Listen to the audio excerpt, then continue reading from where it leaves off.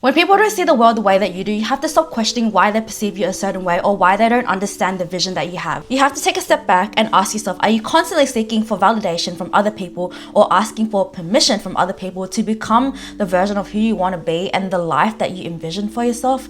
Come on now, seriously. Maybe you haven't given yourself the permission yet to fully embody the identity of who you want to be. So that's when you need to start asking yourself, how can you show up when no one can? Because the truth is, you're not going to have it figured out and you're not going to be motivated 24/7. But that's okay. There'll be days where you question everything, the risk that you're taking, the path that you're on, or if all of this is even worth it in the end. And I get it. It's not easy, but that's where the real growth happens. Because when no one can show up for you, that's your cue to become the person who does. And that's where learning how to become secure and self-assured comes in. Now, everyone has different versions of what it means to be secure and self-assured. And how I view being secure and self-assured, when I think of being secure within myself, it means to feel grounded. And to know that you are grounded, you start trusting yourself even when life feels uncertain. It's also knowing that your worth doesn't depend on someone else's approval. For example, if someone doesn't like me, or I'm not compatible with that person, or I'm not compatible with that environment, that space, or with a group of people, it doesn't mean that something's wrong with me. I know that I'm still enough. It's just that those things just don't align with who I am. And that's okay. You have to realize every person or opportunity that you encounter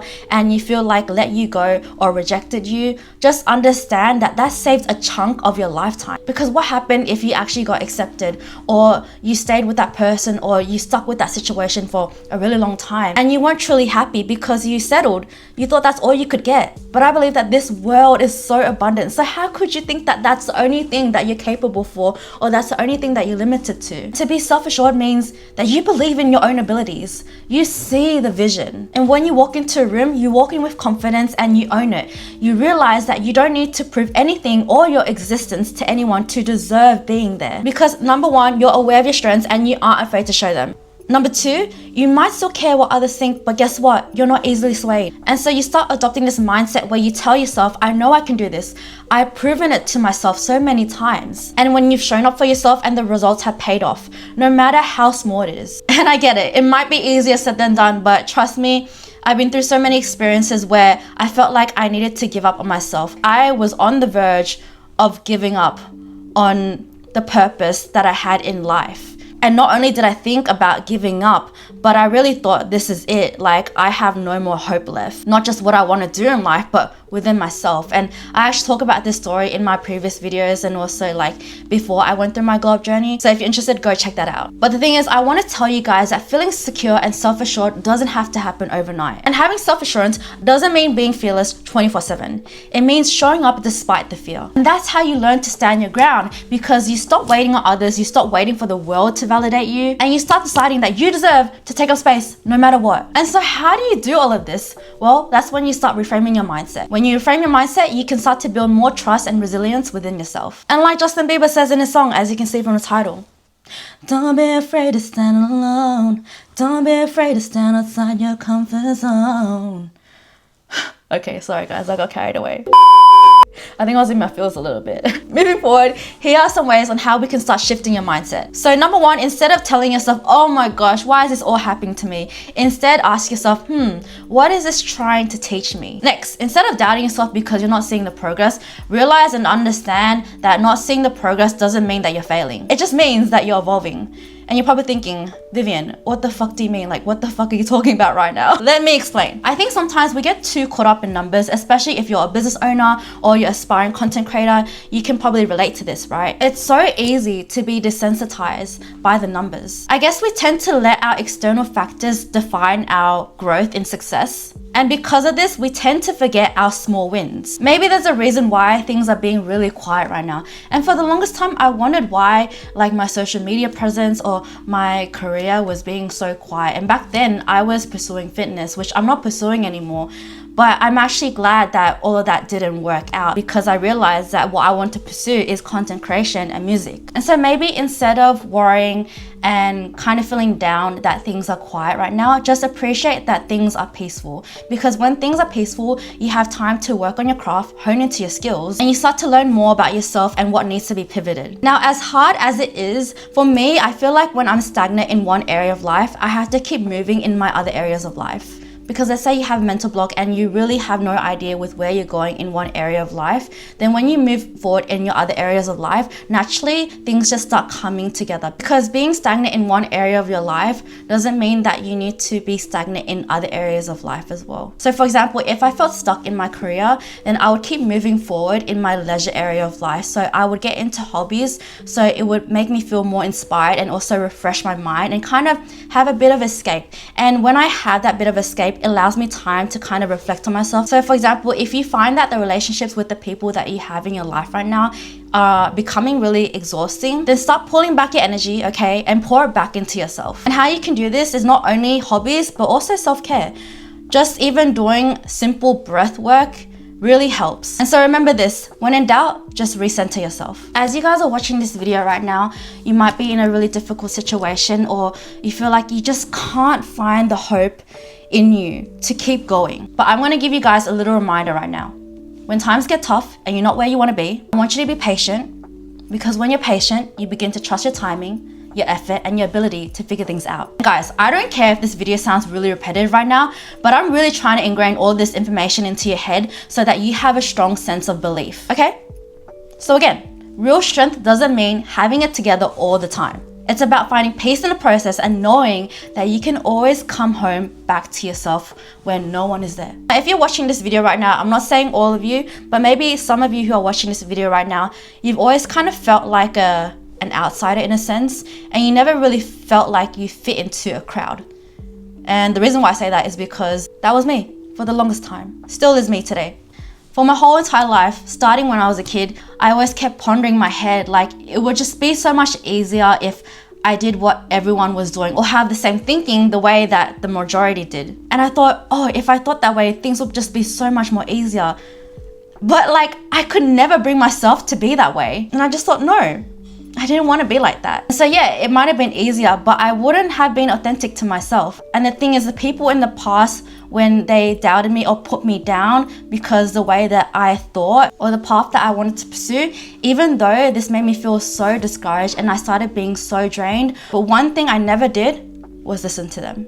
I really wanted to prove that I could do it.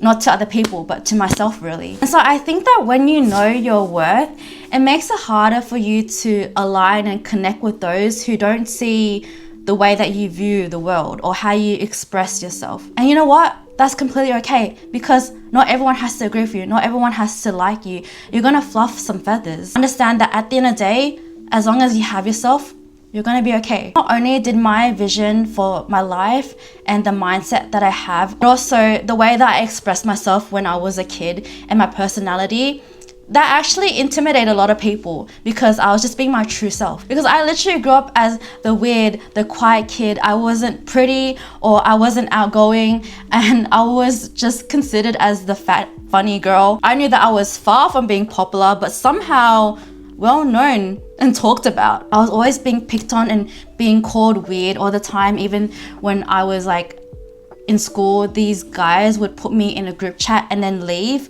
for me to see their old messages where they called me weird. And as confident as I was, and I was very unapologetic about how I expressed myself, at the same time it did make me feel a little bit sad. But then I realized these people don't even have any personality. And so growing up, even though I had different friend groups, I feel like I couldn't fully fit into one. And so because I didn't fit into one, most of the time I was basically alone, and I was okay with that. I would literally be on the bus sitting by the window where everyone was just, you know, having fun, and I'd actually literally be okay with that. And so because I was so used to being alone, I never felt the need to have a lot of compliments from people, even to this day, or have that validation from other people too. So if I don't get that, like, I'm actually okay with that. Even when I try to like compliment people, I'm like, oh, like, you know, you look really pretty, like, I love your hair, blah, blah, blah stuff, and they'll compliment me back. But then naturally I'll be like, no, it's okay, I don't expect a compliment back. Like, I'm just saying, because I genuinely mean it, and I don't say things that I don't mean, you know what I mean? I also tried speaking up for others too, but when I spoke up for others, I get shut down. Looking back at my childhood, I'd always think, oh my gosh, like, how come I don't look at like these other girls? Like, I'd really compare myself. Even being in my early 20s, I still find myself comparing myself to these other really pretty girls because I didn't look that way, especially with all of these influences online. But it wasn't until I reached my mid-20s and now that I really couldn't care less. And so basically, not only did I feel like that, but my crushes didn't even like me back when I was a kid too. Honestly, I really think this plays a part in my limiting beliefs and the reason why I have such a hyper independent mindset. Along the way, I'd always question, am I ever going to be someone's dream girl?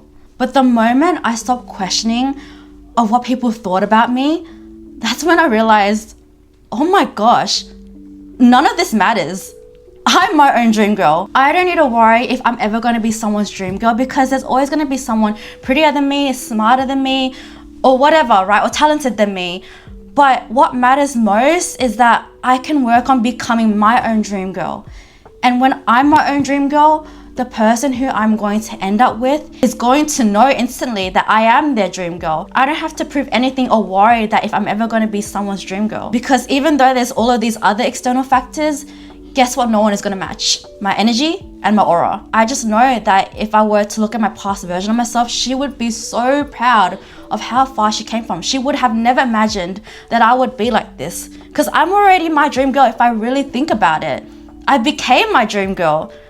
I become the version of who I wanted to be. So before we end the video, I actually want to read out and share my journal entry that I wrote out last week because I feel like it's relevant to this video. But if I were to reflect back on how the past version of myself was 3 years ago, I would say that I was an anxious style attachment and people please, which is hard to believe compared to how I am today. Why? Because I generally don't care how people view me and however they choose to paint me. I used to think if I said the right things, people wouldn't hurt me emotionally and physically. And if I kept saying yes when I wanted to say no, then people would respect me. And if I let someone else take the spotlight, they wouldn't hate me. But the truth is, all of this didn't matter because regardless of how you choose to respond, people will still be willing to hurt you and put you down. I asked myself, would I be doing any justice to my inner child and myself by not being authentic and speaking up? Is it really being kind if you aren't fully speaking your truth? Sometimes I think, do I care too much? Am I showing too much kindness? But I realized that is my superpower. And the reason why I would feel bad for showing too much on my soft side is because I would just show it to the wrong people. I believe and will always preach this, but the right people will come into your life even if you have to be alone, no matter how long it takes. And it's so true because when I was writing this journal entry, I was writing it in a place of hurt until the very end when I said that I was just showing my soft side to the wrong people. I actually want to give a shout out to my best friend because the reason why she's so important to me and the reason why our friendship has actually truly worked out is because she's always willing to hear me out and hear what I have to say. And I don't feel vulnerable or scared showing my soft side to her because she actually understands where I'm coming from. Even when I have to initiate the most difficult conversations with her and actually call her out on things, like she will actually understand where I'm coming from. She's like, actually, thank you for calling me out. She actually responds in such a respectful way where she's not quick to make excuses and also blame me, but she doesn't blame me. She actually understands where I'm coming from, and if she disagrees, she'll say her side as well. But most of the time she's really understanding and it feels like she validates all the points that I have to say. And the thing is, people think that communication is just what is needed, but it's not just communication, it's also comprehension. And I think me and my best friend really nail that and really do it well. So that's why our friendship has lasted this long. If you found this video useful, don't forget to give it a subscribe, give it a like, follow me on all social media platforms here. But without further ado, I will see you guys next time. Bye!